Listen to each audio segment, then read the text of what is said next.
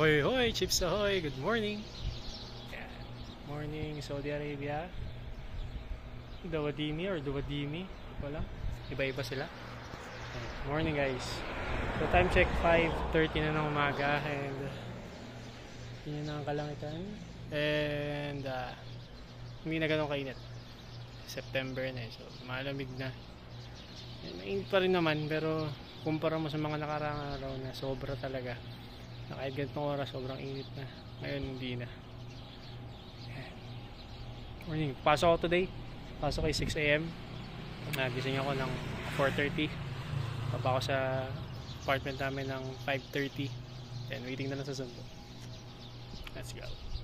So, syempre hindi ko na na-videohan yung mga pangyayari sa trabaho pero after work, bumisita ako sa mosque nila dito. Malapit lang naman doon sa accommodation namin kaya sumadya na rin ako para mag-pray kasi guys, tomorrow punta na ako ng Jeddah para sa exam. Hi guys, share ko lang. Umaambon dito. May mga pumatak. Kasi naramdaman ko may tumalsik dito din. Ayun. Nakita ko na mga ambon. Thank you Lord. Thank you. Thank you. Ha! Let's go.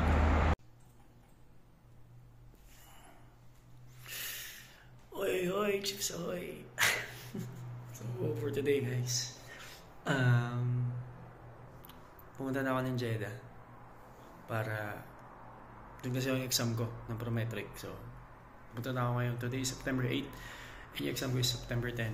Pumunta na ako ng Jeddah para advance na preparation para September 10. Yun. Samahan niyo ako. Let's go. A ka muna. A. Thank you, Lord. Amen. So, time check. 9:05 na ng umaga. And usapan namin ni Boss Ibrahim, yung driver ng napasokang company, 9. Tayo lang tayo. Makulimlim na dito. Hindi na kagaya dati na hindi ka makakita ng ulap. Mga nakaraan, pero ngayon may ulap na. Kita nyo ba? May ulap na, so makulimlim na pero mainit pa rin yung hampas ng hangin. Ito yung main door namin. I mean, papunta dun sa pagpasok mo niya, may mga hagdanan pa, ibang kwarto. May na lang ulit. Outfit check.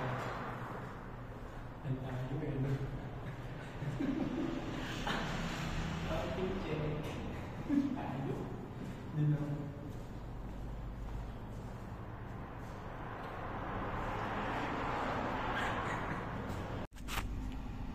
So ayun, nasundo na ako and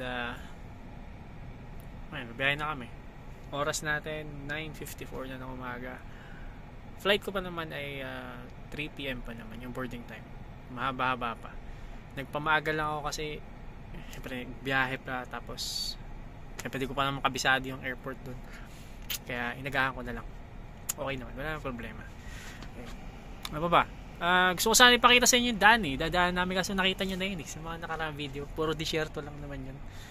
Wala na masyadong makikita talaga. Mga camel yan. Marami kang makikita dun.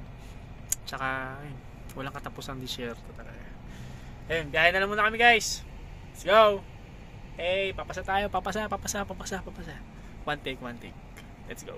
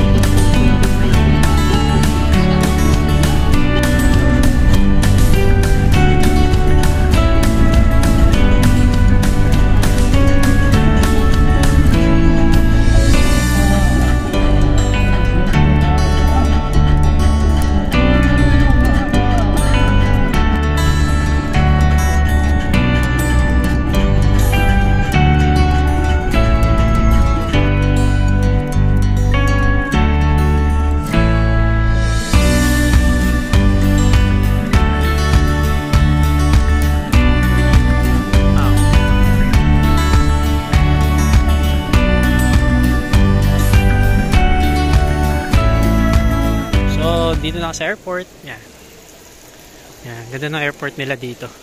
Dito ako sa may Flynas. Yan. Airport nila. Dito ako. I-check-in. May naka-check-in na ako pero ito lang. Basta, balitaan ko na lang kayo. Nakalusot na ako sa parang scan na yon. Wala lang. Pinato ko lang yung phone ko na naka-ready yung booking reference ko, yung scan code. Then, ayun, pasok na. Yan lang. Sa pataas. Escalator siya, naglakad lang ako. Eto, airport. Yan.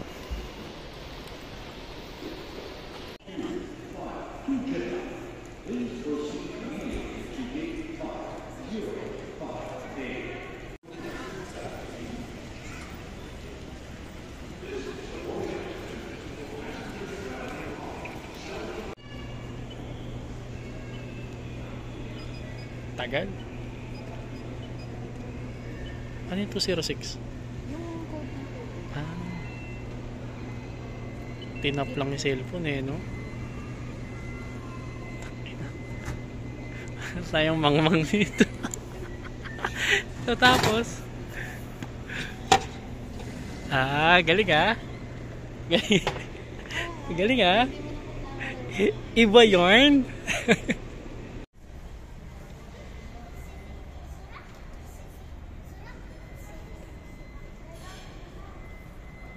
Namin sakyan ko pala, hindi pala ako, marami kami. Flynas. So yan, mamaya pang 16:05 yung flight pero 15:05 boarding time na. Let's go.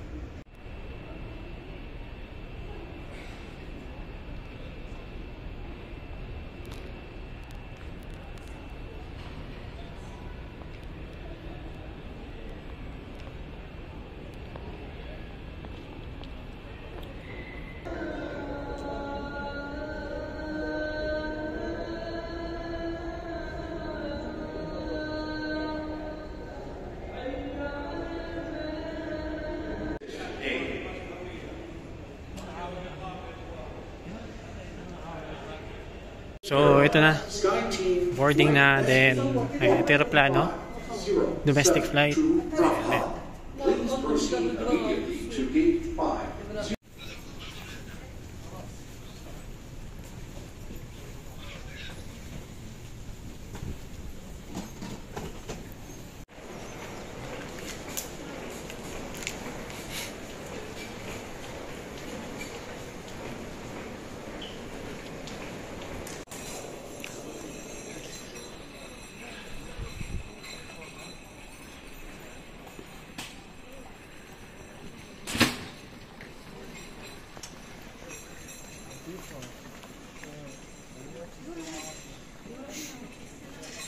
So, dito na ako sa airport ng Jeddah and nakontak ko na rin yung susundo sa akin sa departure hall D1 yung ako pipick upin.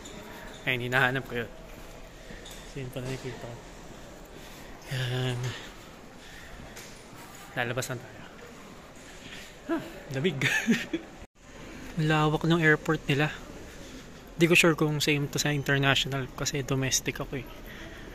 Kung ito rin yung ano nila, airport nila for international. Di ko sure. Pero ang laki.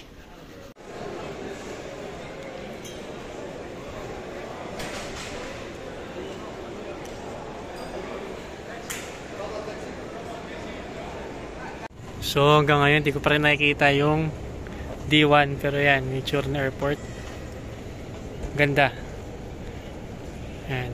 Nahanap ko pa rin yung D1. Nagtanong ako, pinakit ako dito. Shit. Ano, nililipad ba yung kadubat? Malaman na lang guys, malaman.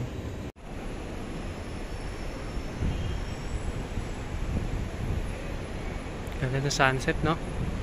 Pero yun na yung D1. Kita ko na yung D1. Tawid na lang tayo. Mali ata ako na nagawa kanina. Pero yan. Diyan na lang mag-aantay sa D1. Yan. Tingnan lang tayo. Let's go.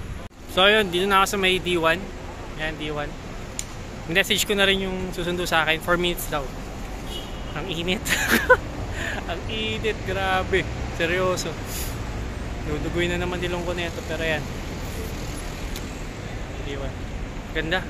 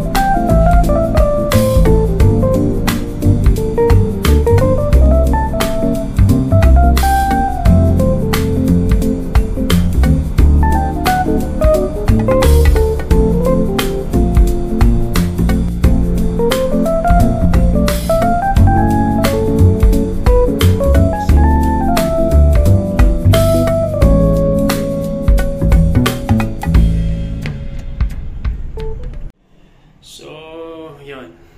Dito na ako. Ito ka check-in sa... Ito na nga. Magulat naman yun.